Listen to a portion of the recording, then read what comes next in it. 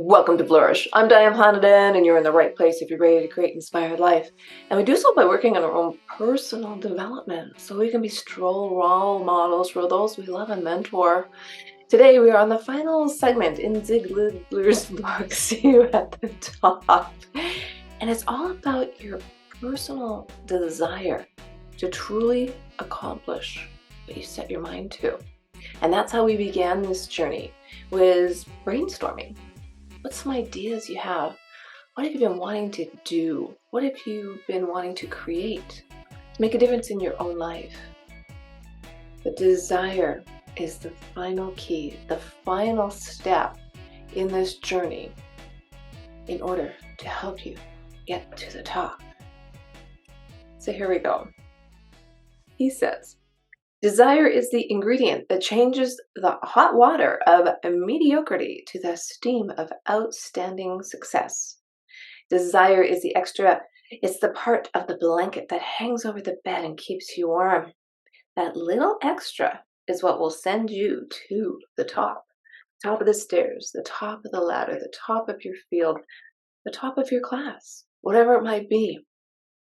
Success in life is not determined by having been dealt a good hand. Success is determined by taking the hand you were dealt and utilizing it to the very best of your ability. Play the hand you were dealt and play it for all it's worth. Oh, I love that. He goes on to say, desire enables an individual to take whatever ability they have in whatever they are doing and utilize it to the maximum.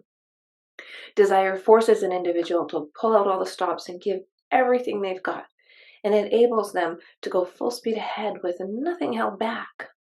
On a day-to-day basis, the winning touchdown is generally scored by the individual or team who has pulled out all the stops. And you know why? Because our yearning power is more important than our earning power. When we give it our all, we can live with ourselves, regardless of the results. Less than our best effort has us saying, if only. He's talking about the will and the determination and the desire to really win and put your best foot forward. So many people talk about, oh, I'm afraid I'm going to fail, so I'm not going to start that. Maybe the missing ingredient is the desire. What do you truly desire? I love that. It's just, you have to dig deep, right? You have to really, really dig deep. Goes on to say, you have reserves within you when you have the desire to use them. When we give anything our total effort, we win regardless of the outcome, because the personal satisfaction of total effort makes us winners. There's nothing as satisfying as knowing you have done your best, that you've driven yourself to use what you have to the very best of your ability. Total effort gives you a special kind of victory. Doing your best is more important than being the best, because you're the only one that you need to be accountable for. You are the only one that knows if you really put your best foot forward, if you really tried and tried and tried again. That is an old saying. If at first you don't succeed, try again. You have to keep trying. And that trying comes from the desire to actually get there. Yes, he says, desire is the ingredient that makes the difference between an average performer and a champion. So, if life should hand you a lemon, you'll have the main ingredient for your lemonade. What happens to us is not the most important thing. With discipline, dedication, determination, and desire, we can react positively, which greatly enhances our chances for victory. Intelligent ignorance, a lemon, and a lot of desire will help you get what you want out of life. Intelligent ignorance Let me just explain that briefly because this adage is on the old saying, if life gives you lemons, make lemonade. So when you have ignorant intelligence, somebody hands you a lemon, and you're like, hey, this is great. Thanks. I'll make some lemonade. Versus thinking, I don't know what to do with a lemon. Or thinking, I can't use a lemon. What am I going to do? And he tells a number of stories in the book about people who walked into job situations and kind of faked it until they became it because they didn't realize that they weren't going, that, didn't think, oh, I'm going to fail at this job. I'm like, no, I got this great new job. I have this great new opportunity. I'm going to give it all my all. I'm going to give it my all. I'm going to make the most of my lemons. So I hope that helps.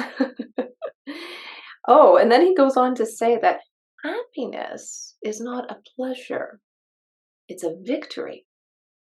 And that makes sense because in our instantaneous world that we're living in these days, the victory is what makes you happy.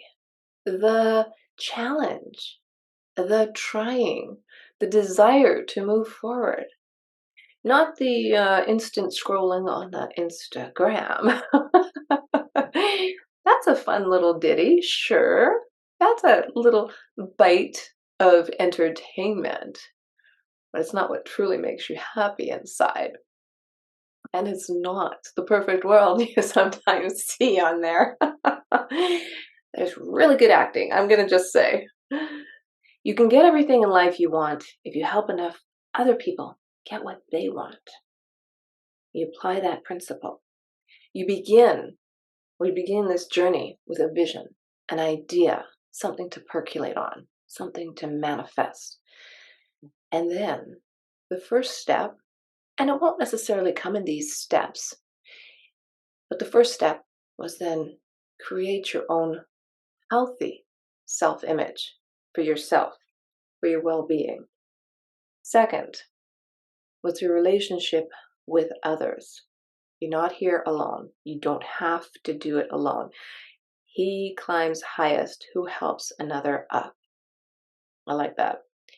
The third step was the goals, how to set them, how to reach them. And I actually did that in 4 episodes because, wow, I think it was important to lay it out in as much detail as possible.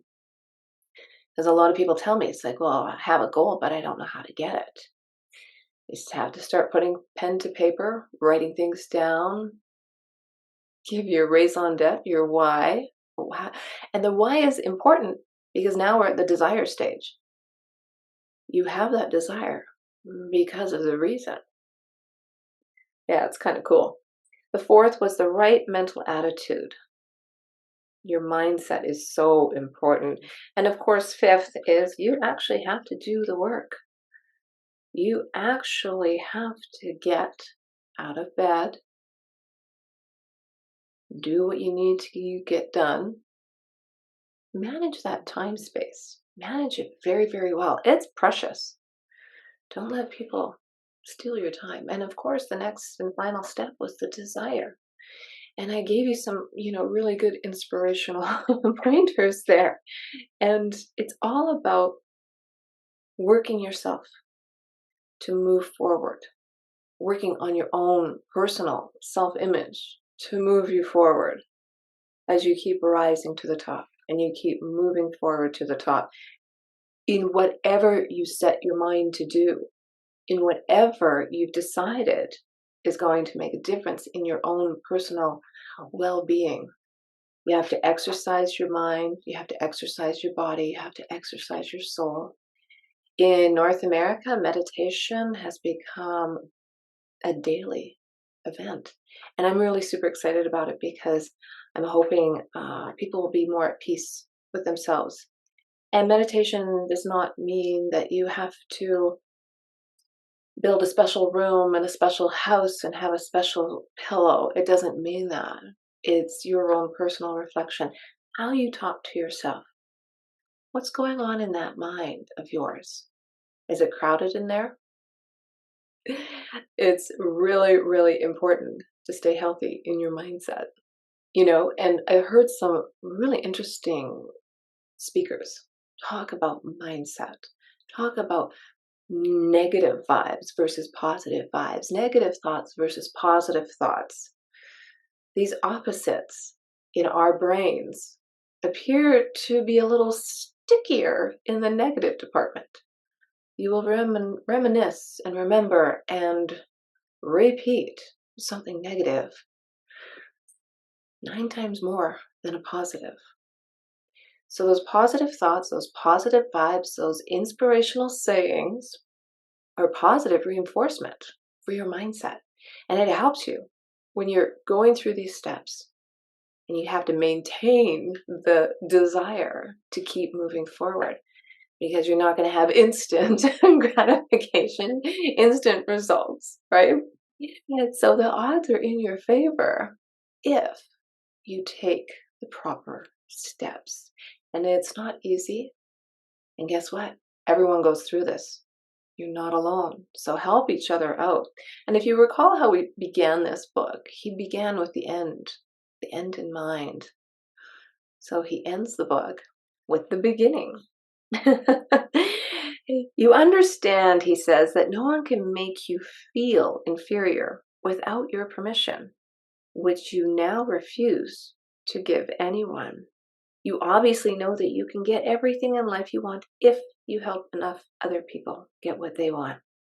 You also understand that ability can take you to the top, but it takes character to keep you there. That while there is plenty of room at the top, there is not enough to sit down. So you see, this is the beginning of that new way of life, which clearly demonstrates that happiness isn't pleasure, it's victory. Perhaps the most important thing is that you know and accept the fact that the beginning must always remain the beginning, because success and happiness are not destinations. They're exciting, never-ending journeys. And in order to do this, you have to believe. You have to believe in yourself. That's where your self-image comes first and foremost. And that's where you have to decide who you're surrounding yourself with, what information you're taking in, what you're reading. Return to reading books made of paper.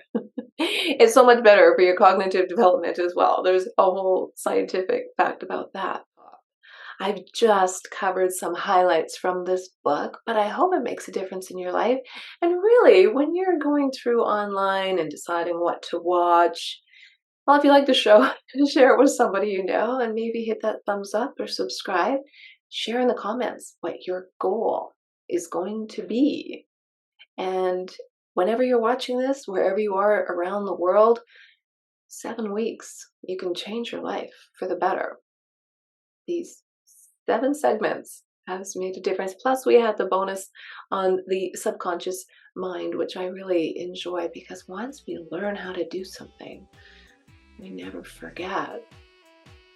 And when you believe in yourself, and you believe that you can succeed, you will live a more inspired life.